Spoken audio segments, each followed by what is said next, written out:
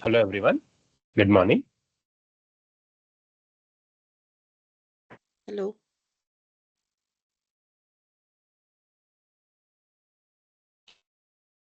Okay, so let me share the screen.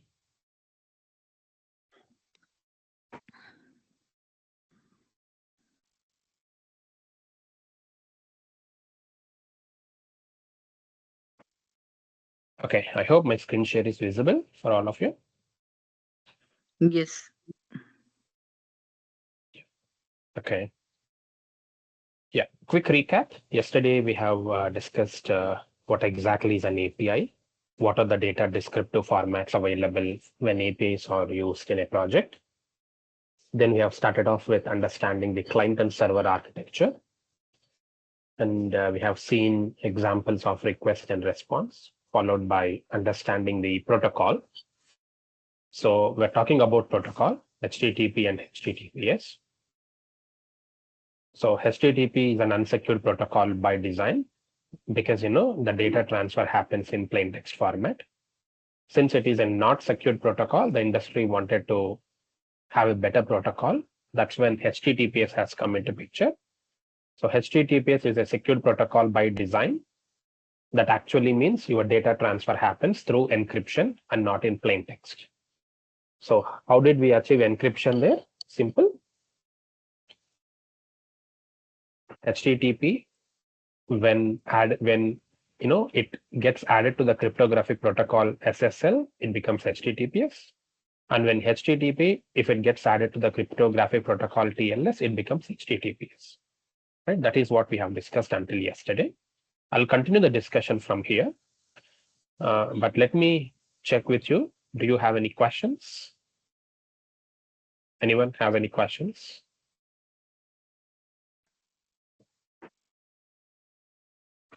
From yesterday, do you have any questions? You can ask me. Otherwise, I'll continue as well.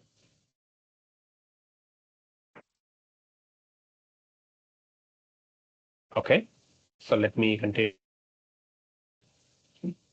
So let's try to understand what is SSL and what is TLS, right? So SSL stands for Secure Sockets Layer, and TLS stands for Transport Layer Security. Those are the abbreviations for these two protocols. And I have said yesterday that SSL has become outdated, which is replaced by TLS today, and TLS stands for Transport Layer Security. So these two protocols are cryptographic protocols that is giving the encryption capability to the traditional HTTP protocol, and hence HTTPS is designed. Now within TLS, we had versions 1.0, then we had a TLS version 1.1, then TLS version 1.2, then TLS version 1.3. So TLS came with so many versions in the recent years, but you have to remember that TLS 1.3 is latest and the remaining ones are all outdated. Okay, so you have to ensure that your developers are always using TLS and that to latest version 1.3.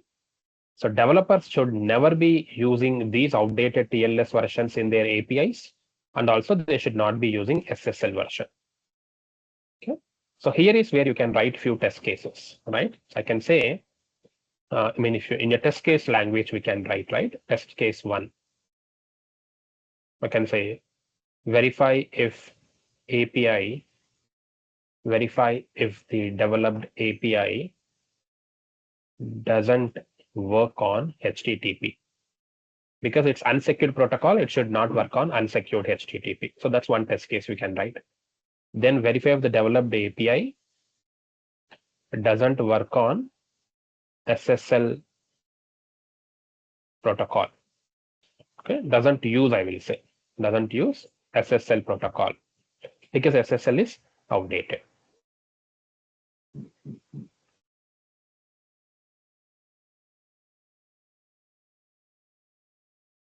Then I can say test case 3, verify if the developed API doesn't use TLS version 1.0 or version 1.1 or version 1.2 protocols because they're all outdated.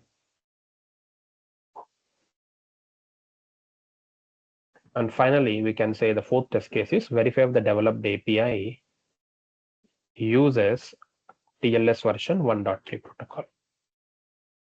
So these are the test cases that we can have from the protocol discussion.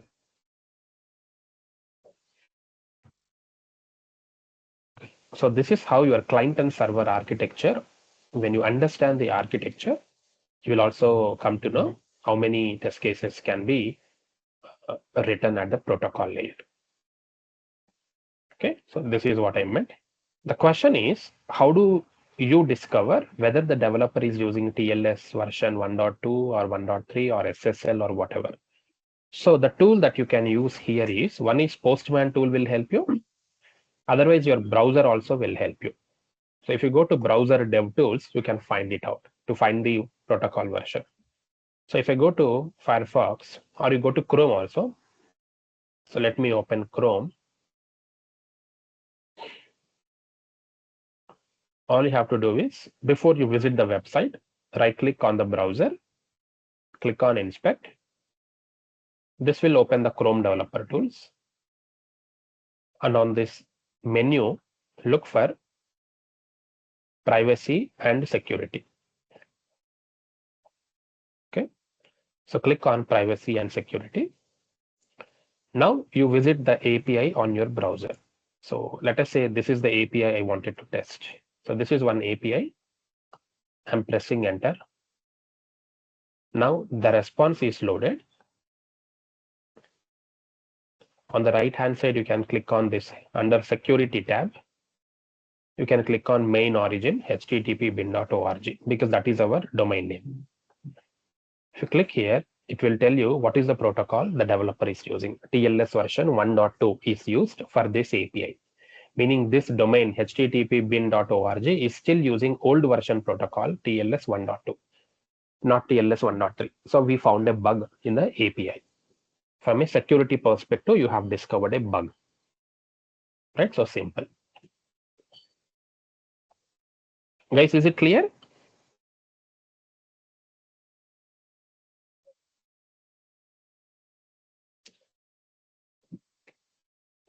Next, let us try Isha Training Solutions.org and see whether this website is using latest version or the old version.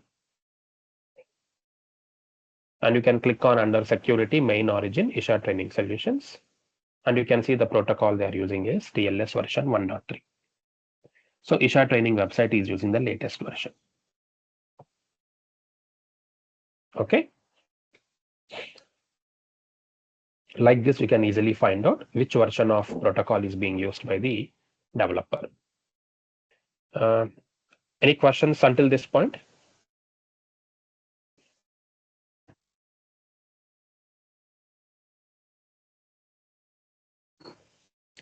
Guys, are you all with me? Please give me a yes or no answer if you are clear or still have any questions.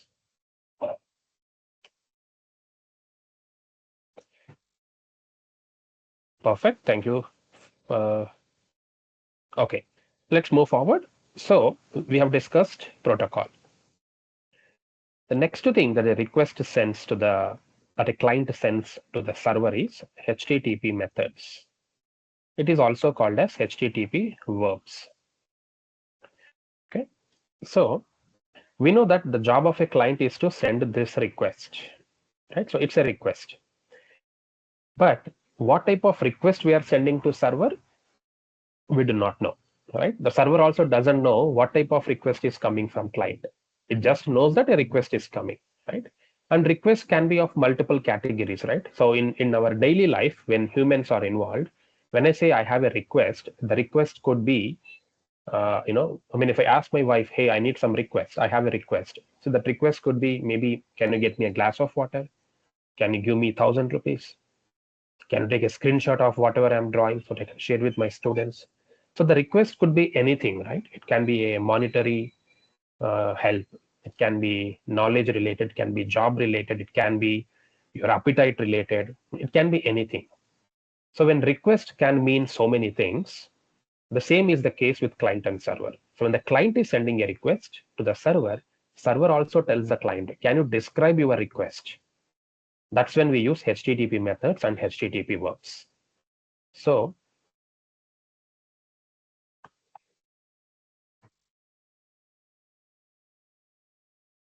HTTP methods or HTTP verbs. So what do? They describe the type of client request being sent to the server.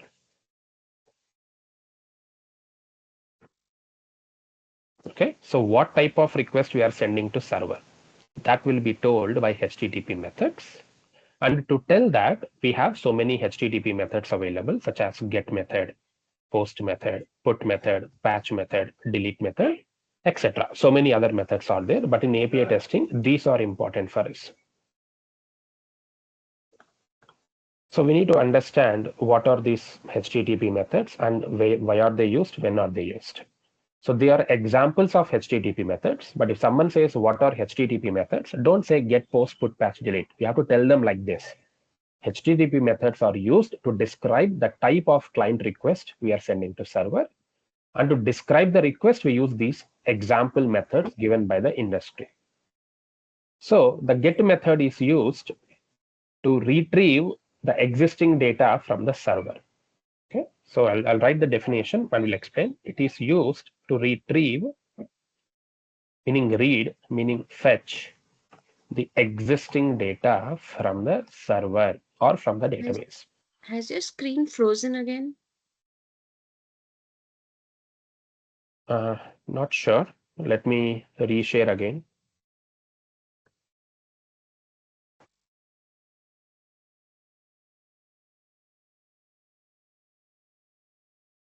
Are you able to see the Word document now? Yes, now we can. Yeah. Okay. Yeah. So I'm saying what are HTTP methods? They describe the type of client request sent to the server. For that, we have different HTTP methods: get, post, put, patch, delete. Let's talk about get method. So get is used to tell the server that client wants existing data from your database or from your server. So here you have to underline the word existing data. So get is used only for getting the data which is present on the server, not for getting the data which is not present on the server. So get is the commonly used HTTP method on the internet. Nearly 80% of the requests that we do on the internet are get request, because everyone wants some data from the server or database. So examples of get request could be browsing any website, could be an example, right? So browsing a website or a web page. So when you're browsing a web page, you're asking the server, give me that data. Like if I say google.com, that's a get request. Every day we type google.com, right, to check if internet is working or for whatever default help you need. So google.com, when you type it, it's a get request, because this website is already developed and you are getting information from Google. Now here, if I type here weather today, so I wanted to know weather today at my weather today in Hyderabad, let's say. So when I'm searching here, that is also a get request, because it is going to give me the existing data present on the server or present on the database, right? And whenever I go to Amazon and go to my view orders, it will display all the orders that I have created earlier. So view orders is also a get request, right? So view orders is a get request, or view order ID. If you click on a specific order ID in any of your e-commerce applications or taxi booking applications or Book My Show or Zomato, Swiggy, any application that you click view order or view order details, right? Something like this, view order details, you get, it's a get request. Okay, reading your messages, reading your emails, they're all examples of get request. Okay, then coming to post request, it is used to create a new resource or a new record, or I would say new data on the server or on the database. So while get is used for getting the existing data, post is used to tell the server that I wanted to create new data on the database. So the client is telling that server that I have a request and my request is let me create data for your database so that people can use it next time. So examples of post request could be user sign up. So whenever you sign up to any website, it's a post request. So whether you create a new email account on Gmail or Facebook or Instagram or LinkedIn, they're all examples of sign up. And when you create a new order on your e-commerce application, maybe you're purchasing some food online, or you're purchasing groceries online, or purchasing some nice t-shirts online. So you're creating an order, right? So new data is created on the databases that okay, Kiran purchased one t-shirt and a jeans. That's a post request. Okay. And if you're sending emails or messages on WhatsApp or Gmail, etc., you're creating content. So they're all examples of post request. And when you're uploading a file to the server, example Google Drive, if I upload a new file, or if I upload my picture to Google Photos, they're all examples of post method. Then file download will be an example of get request because you're downloading the existing file from the internet. They're all examples of get. Am I clear to everyone on what is put, post, and get method?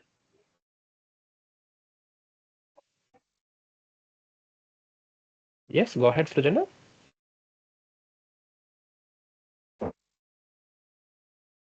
You're on mute. If you're speaking, I can't hear you.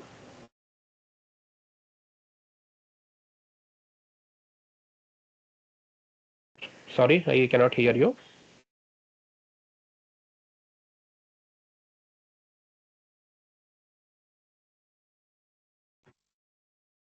You can post your query here. Others can hear me, right? Yeah, Yes. we can hear. Okay. Okay. Guys, can you just give me 2 minutes? I'll be just back in a minute. Okay. So I'll just say be right back. Just a minute, not more than that. In the meanwhile, uh, maybe once I come back, right? I need you guys to help me few more examples for get and post. Like I have given few examples, right? What do you think, or what do you think can be other set of examples that you have in your mind, right? So give me examples of get and post methods that you do on the internet every day. Okay, I'll be back in just a minute. Sorry for that.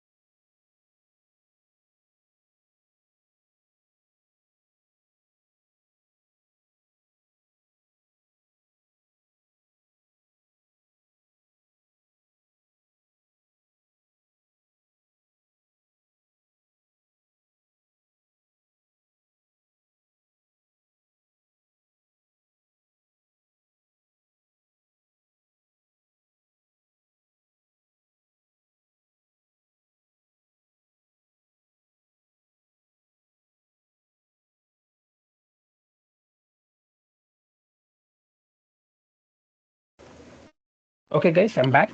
Thanks for waiting. Okay, so can anyone give me one or two examples of get and post that you are using on your daily life? Holistically, would it mean that viewing any existing data, put it in chat, would be considered as get, and posting or inputting something would be post? Would that statement be right? Okay, I'm looking at the chat. Get. Would viewing existing information be considered as get? Okay, that is correct. And posting something be post. Yeah, posting something is post, I understand, but that's a kind of definition, right? I'm asking for some examples. Like I said here, user sign up is an example of post method. When you create an order, it's a post method. Similarly, when you are viewing an order, when you are downloading a file, they are all activities which will be using get method. Like that, can you guys think of an example that you are doing on your daily internet life that can be categorized as get or post?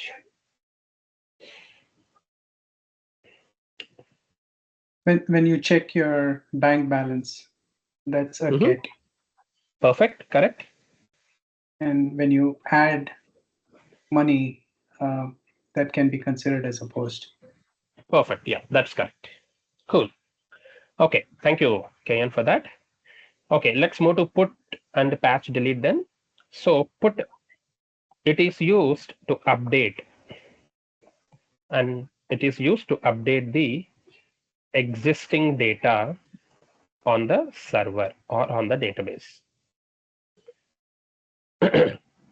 So put is used for updating existing data if present on the database. It's a kind of, I would say, modification activity or replacement activity. So example will be, whenever I change a password for my Gmail or my Outlook or any email address that you have, if you are changing the password because the old password is too old, so that can be treated as a put activity because you are updating your password when you say change password, right? Similarly, when you update your profile picture on social media, be it on WhatsApp, Facebook, LinkedIn, Twitter, or any other social media application you have, when you're updating your profile picture or if you're updating your profile settings, right? So update profile settings and edit your sent messages on WhatsApp or Microsoft Teams, right? So I'm not sure if I can edit it here. Let me say hi there. And here, see, we have an option to edit it. So I can say, instead of hi there, I will say hi there and welcome to day 3 class.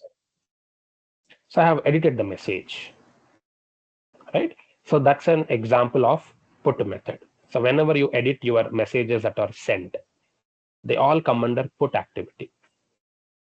Okay. And if I talk about patch method, it is also used for updating the existing data on the server or database. But the difference between put and patch is it is used to update partial or selective data. So that is the word you have to underline for patch method. When it comes to put, here it is partial as well as the entire data. So put can be used to update all the fields in the database, or it can be used to update the required fields in the database. Whereas patch, the name itself says it cannot be used for updating all the fields in the data. It can be used only for updating the partial fields, meaning the fields that you want, selective fields on the database. So imagine an application. Let me Google it and show some image. So I will say Facebook profile settings.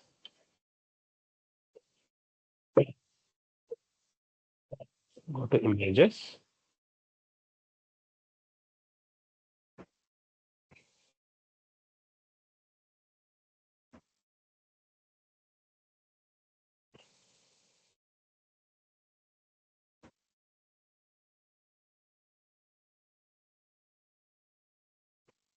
Okay, you see here there are so many fields available, right? We can update all the fields.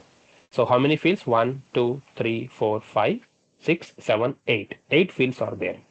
If I'm interested in updating all the 8 fields, then I use the word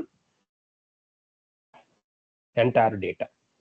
In that case, put can be used by the developers. If you say, I don't want to update all the 8, maybe 1 or 2 fields in your activity and 3 fields probably from the bottom. So you're updating selective fields, partial fields. So if your interest is partial fields, you can use put method. Otherwise, you can also use patch method as a developer. But patch cannot be used if your requirement is I want to update all the 8 fields. So put can work like patch because put is doing even partial updates, which patch is doing. But put can also be used to update all the fields, which patch is not doing. Right? So hence put has more power, more control, more preferences than patch. Finally, delete method. It is used to delete the existing data on the server or on the database. So examples could be deactivating. So if I'm deactivating my social media accounts, like I'm deleting my accounts, Gmail account or Facebook account. So when you delete them, it comes under delete. And then if you are deleting emails or messages which are already sent, right? So I should say deleting the emails or messages received or sent. They all come under delete methods. Okay. Yeah. Like this, we can give so many examples.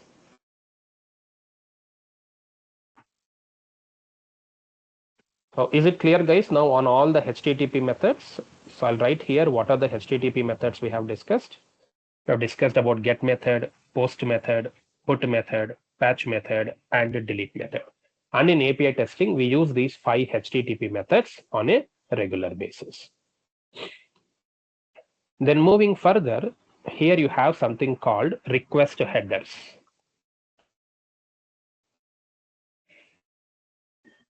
So client also sends something called request headers along with the request to the server. So let's talk about that now.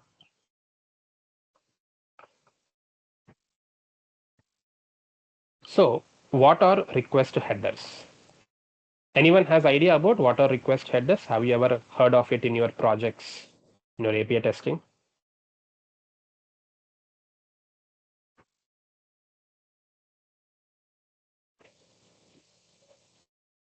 Request headers? No? Okay. So these headers are additional data that client is sending to the server along with API request. So I'll say it is the metadata sent by client along with API request to the server. It is some additional information, I will say. And in API testing, this additional metadata or request headers play a very important role because we need to start testing from the request headers as well. So how many request headers are there and what are those request headers? Let's try to find out. So you have a request header like user agent is one request header. Then you have content type as another header. Then you have accept as another header. Accept language is there. Authorization is there, etc. There are so many other headers, but let's talk about these headers first, these request headers. So user agent will tell the origin of API request, meaning when the API request is sent by the client. So this red line is the client request, right? So server should know from where this request is coming. Of course, it is coming from client, but where is this client present? Like, is the client coming from Windows operating system or Mac or Linux? So that information is there in user agent. Is the client using a browser? If yes, which browser they are using? What version of the browser they are using? That will be part of your user agent. If the client is using an automation tool like Selenium or Postman or Rest Assured or any other tool, user agent will contain that information. So user agent will tell the client the origin of API request, which means it will tell you the browser details, the operating system details. Okay, and if you are using a tool, the tool details, all those information will be carried in the user agent by the client to the server. So server knows whether the request is coming from a real browser or an artificial tool like our testing tools. This is needed for Google Analytics or for any analytics to be conducted by the server and their developers. Then we have content type. So content type meaning is it explains in which format the client request is sent to the server. So we know that client is sending the request. This red line is the request. So the question is the request coming in HTML format or JSON format or YAML format or XML or text format? So in which format the request is coming to server? That is told by content type, right? So server wants all the information in advance. Hence request headers are used, right? Server will say that, I don't want to know all this information after the request is received. During the process of your request submission only, I should know in which format it is coming to me. Is it coming in JSON or XML or HTML or text or YAML or audio or video, whatever? All that information should be there in content type. Then you have this authorization. Sometimes if you have not logged in, you cannot send the request. Example of a request is sending an email. To send an email, I should be logged in, right? So their authorization is playing a role to send an email. So some certain request ensure that you should be logged into the application, and that login details will be there in authorization header. So it contains the user login session or token details. So this authorization header contains all the details related to the user login process. It can contain username and password. It can contain only the bearer access token, or it can contain the session ID, or it can contain the API token. So depending on how the developer implemented the authorization algorithm in the APIs, that value will be part of your authorization. So the server will first check whether this authorization details is valid. If it is valid, the request is accepted. Else the request is rejected with an error 401 unauthorized. Then you have accept language. Accept language means in which, so that we know that the server is giving a response, right? So here the green color is the response. So the server can give you the response in English. It can give you the response in Hindi. It can give you the response in Japanese, in Chinese, in French. In any other international language, the response can come, right? So can client request the server that I prefer the response to be in a specific language? Then accept language header will be used. So it explains in which international language the server response can be represented. Okay, so if accept language is English US, then English United States is used as the response. If it is English GB, which is Great Britain, then the response will be in as per British English. If it is English India, it comes, the response will be in India English format. If it is something like Hindi, then the response will come in Hindi language, right? So many applications use this accept language. Example, right? If I have to show you one simple example, if I go to cisco.com or go to Google search also, you have that option. So if I open google.com also, so here you see the different languages that currently Google is supporting for in India. So this is only for India. So when I click on Hindi, then entire Google search results will appear in Hindi until I change it back to English. So here, when I change it to Hindi, I'm changing accept language, telling the server that please give me the responses henceforth in Hindi. Similarly, if you see Cisco product here, Cisco website, here you see there are so many languages available here. Dutch, English, Espanol, Portuguese. So when I change it to any language, right? So let's change it to Espanol. So this is where I'm changing the accept language to some other country, some other language. You see the entire language is now changed. It's no longer English. It's that international language, which we have just changed. So that's accept language. Okay, so let's change it back to English. Okay, similarly, if I change it to Hindi here in Google, you see all the information will come in Hindi. And even if I search for something called latest news, you see the results are all in Hindi. So this is your accept language. If I change it back to English,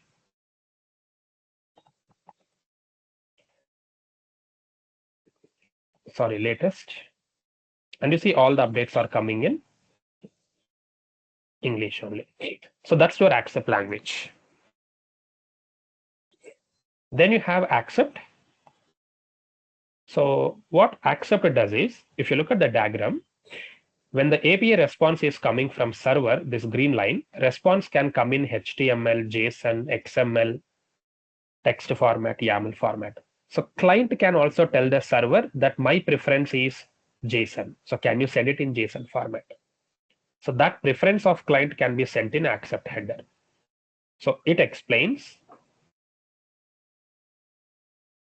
in which format the server response can be sent to the client.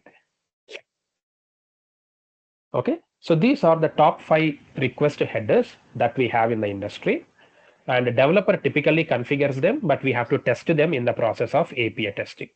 So you have a header called user agent, then you have another header called content type, then you have accept, then you have accept language, you have authorization. Not only these 5 guys, there are so many other request headers available on the internet. Based on our testing process in Postman tool, we will start discussing them, learning them. My notes also has all this information, which I'll be sharing with you. With this, we have completed 50% of client and server architecture. I'll take a pause here. Any questions to me until this point on protocol, HTTP methods, request, and request headers? If you have a question, unmute and say. If there are no questions, give me a like so I know, okay, you are following me. I have a quick question. You mentioned that with accept, you can state in what language you want it, right? Like HTML or JSON or XML. But Yes. does that mean that the developer has to build the code in all these different languages? Like, what if he's not supporting XML and you make a request to accept in XML format? Good question. So whatever client is doing, right? Whatever client is requesting in the accept format, server need not fully fulfill it always. So if the server is supporting that format, the response comes in that format.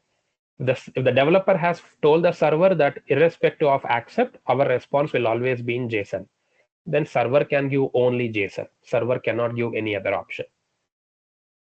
However, the internet, I mean the World Wide Web Consortium said the client should be given the power to make a request to the server in which format the request, the response can come.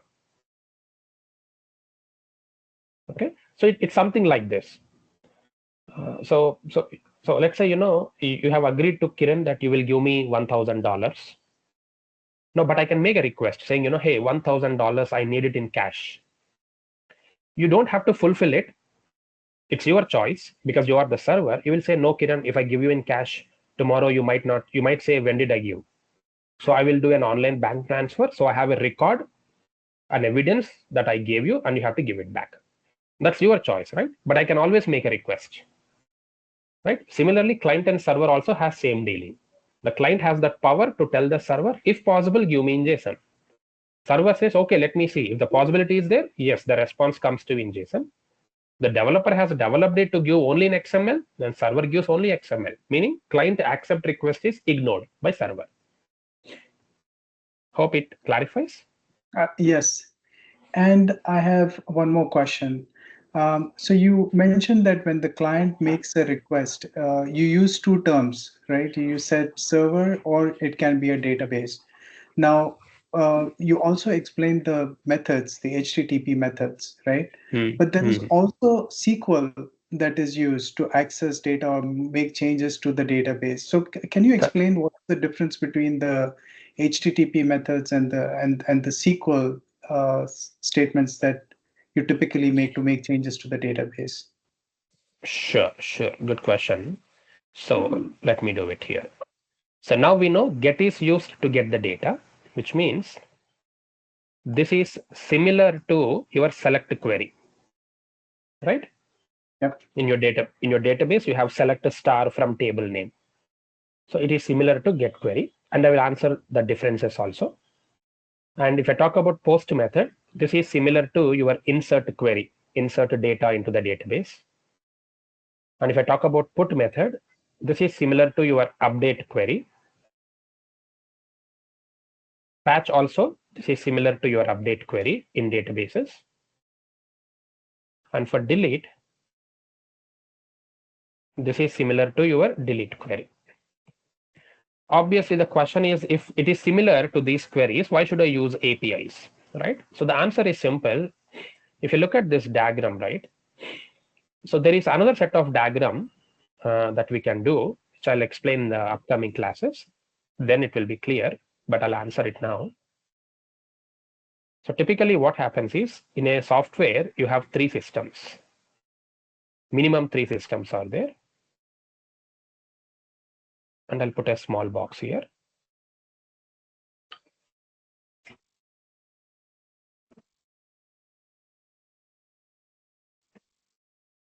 So this is your front-end system, which is essentially the GUI layer that you are using to access the application, which could be your browser, your mobile app, or your device that you are testing.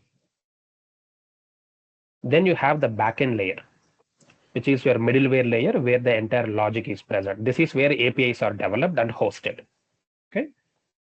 Then you have the server layer, right? And server has the database. Okay. So when we send a request, right, from the front end, so typically the user, right, the user is present here.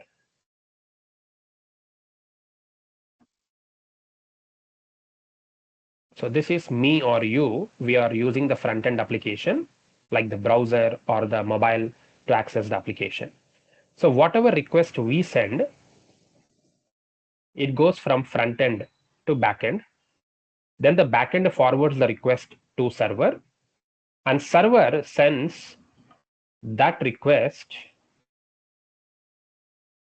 to the database. And the format, the way in which this goes is, so from front end to back end, the API request is sent, which is your get or post or put or patch or delete. Similarly, from backend to server, the same API request is sent. So if I'm sending a get request from frontend to backend, the same get request goes from backend to server. But from server to database, it becomes your select query. If I'm sending a post request from frontend to backend, the same post request goes from frontend to backend to server. But from server to database, it becomes an insert query. Similarly, if it is a put request from frontend, it becomes an update query between server and database. If I'm sending a delete query from frontend to backend and backend to server, server sends it as a delete query to the database. So between server and database, these queries come into picture. But between frontend to backend to server, you mostly have the APIs getting it. Is it clear? Yes, this is helpful. So you said that the APIs that the developer builds, right, or develops, is sitting in the backend, right? So it's not in the server, is what you're saying, right? Yes, So, APIs are here. APIs are developed here. okay, so this backend that we are saying over here, it's like a physical machine where these APIs are located. Yes, typically the terminology most of the companies use is middleware layer. Middleware layer, okay. And a few call them as business service layer. So each company uses different words, but middleware layer is a common terminology every organization uses. Middleware layer or business service layer. So many names are given to it. Okay. This So is where APIs are developed. Then what is front end doing? If that is a question, APIs are consumed here. got it. And Sorry. and APIs are validated here. Yeah, go ahead. I'm just confused, clearing the confusions. Yeah, go ahead. So when we talk about Postman, right? So where would Hmm. Postman be residing? Is it on the, because your Postman is capable of creating APIs also, isn't it? Like developing, you could develop an API using Postman, is it? Yes, yes. So would it be residing on the backend? No. See, if I have to give you 100% correct answer, Postman has no place in front end, back end, and server, because Postman is a third party tool that I'm using to develop APIs. If I have developed the APIs using Postman, the developed APIs will be deployed in this layer later by the developer. Okay. If I'm using Postman to test the APIs, then whatever testing I'm doing in Postman for APIs, I'm actually testing the backend layer.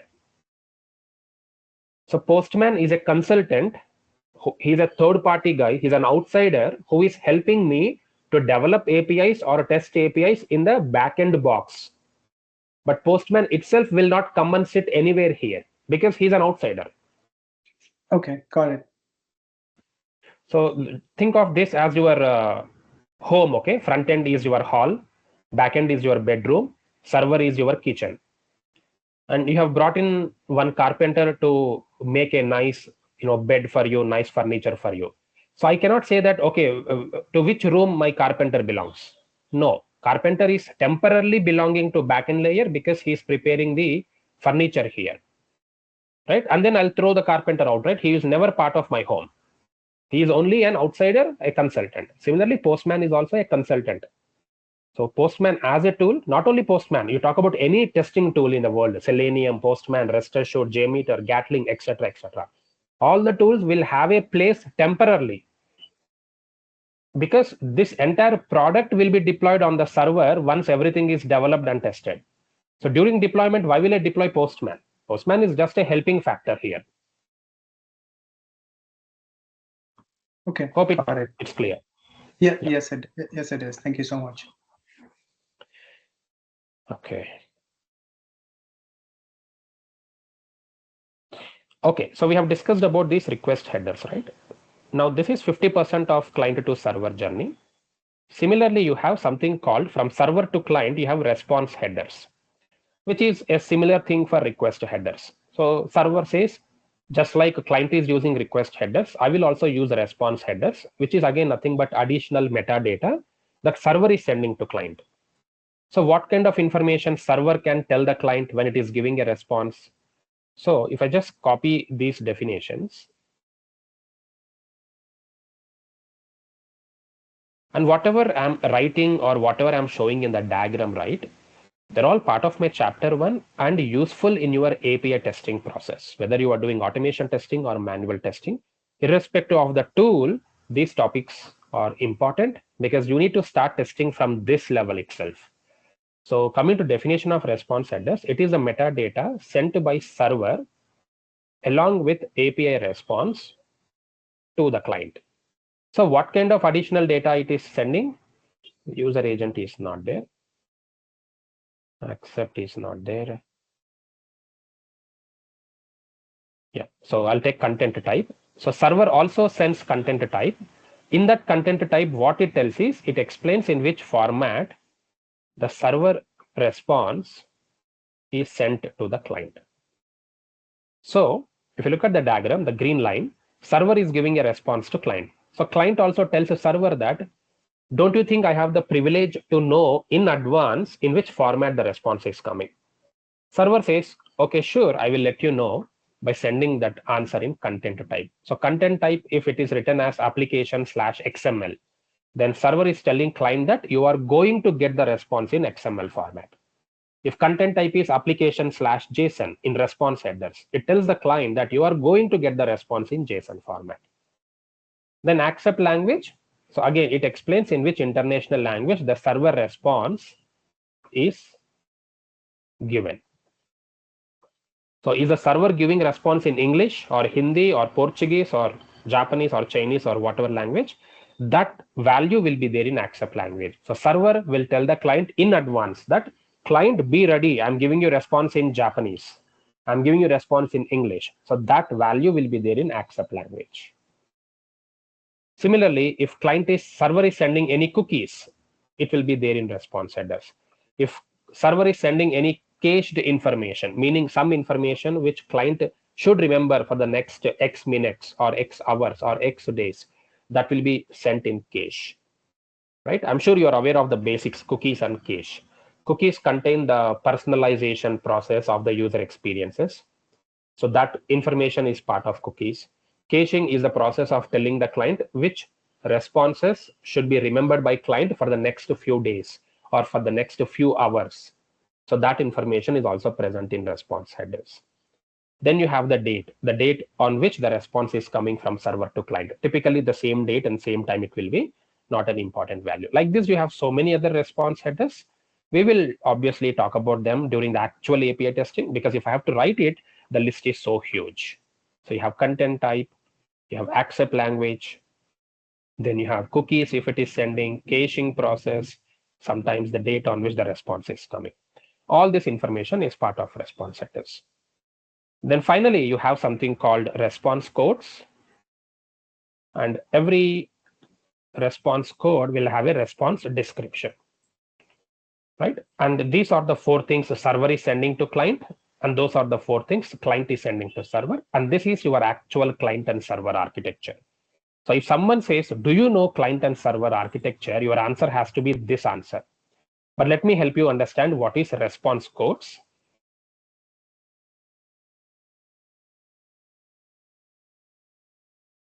So the definition is, it is a 3-digit status code sent by server to the client to reveal the status of client request. We know that the client had sent a request. This red line is the request client had sent. And this green line is the response. The question is, does green line mean the request has passed? No, right? The request might have failed also. The request might have been redirected also. There could be an error in the request. There could be an error in the response. The green line is telling that server responded only. But that response can be positive, the response can be negative, right? Something like if one of you comes and says, hey, Kiran, let's say, Radhika says, Kiran, I need 100 rupees. Can you help me? I will say yes. So I give the response, but positive response. And when Sangamesh says, can you give me 200 rupees? I say no. I still gave a response, but it is a negative response for him. Right? When Sushil says, Kiran, can I get a screenshot of this document? I will say, let me think about it. So it's a response, but neither positive nor negative. It's somewhere in between. Right? And if Chandupriya says, okay, I need entire access to the recordings, I will say, sorry, I can't hear you. Can you talk to Isha team? So I'm asking her to talk to someone else. So every response can be flavored. So to know what flavored response we are getting, we use a response code, which is a 3-digit status code sent by server to the client. And these responses can be any number from 0 to 599. Sorry, 100, not 0. So this is the range of response codes in the internet. So these many response codes are there. Nearly 599 response codes are there on the internet. For every request you sent to server, a number will come from this lot. Since we cannot by heart all these numbers, what the industry said is, you have to classify them like this. This is easy for us to remember. So instead of remembering all 599 responses, I will remember only the first 5. So anything that falls under 100 to 199, we simply say 1xx, this is 2xx, 3xx, 4xx, 5xx. Now 1xx means informational responses. So that definition of any number from 100 to 199 is informational, meaning server is just giving some piece of information. that, okay, your request is going to be processed. Like, let me think whether I can give you 100 rupees or not, like that. 2xx means successful responses, meaning your request has been successfully accepted by server and the response is also given back to you.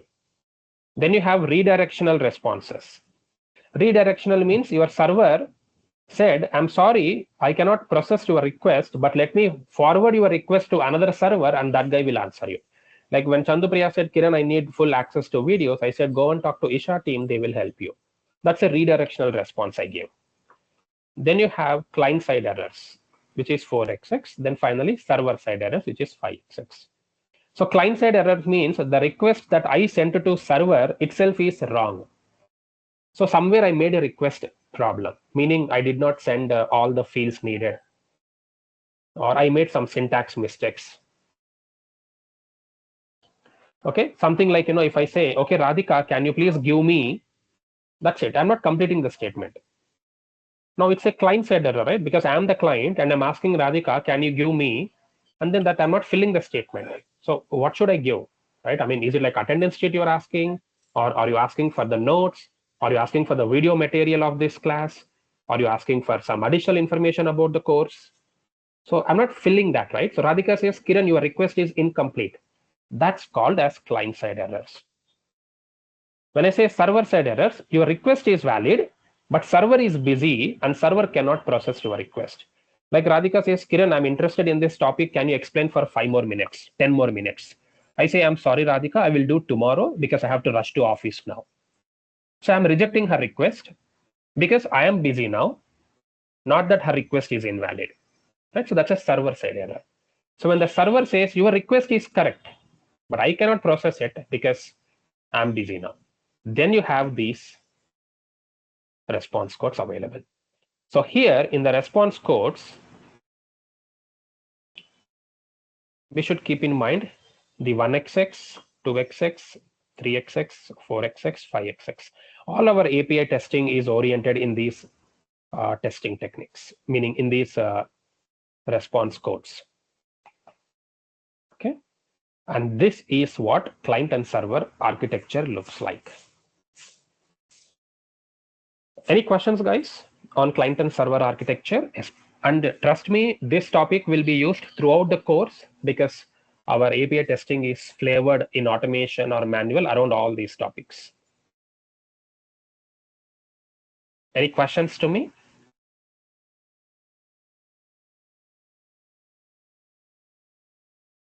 So we have completed 80% of chapter 1.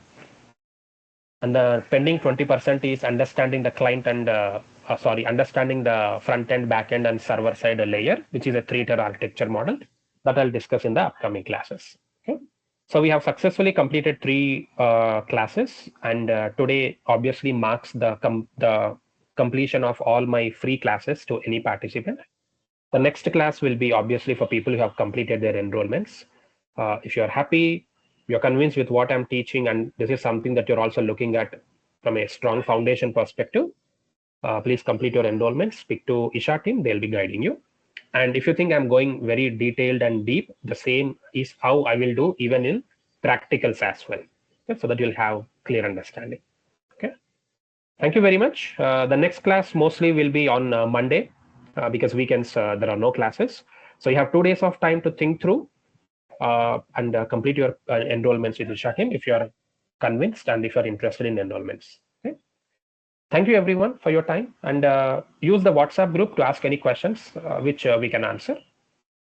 Thank you, and you have a good day and weekend. Bye-bye, guys.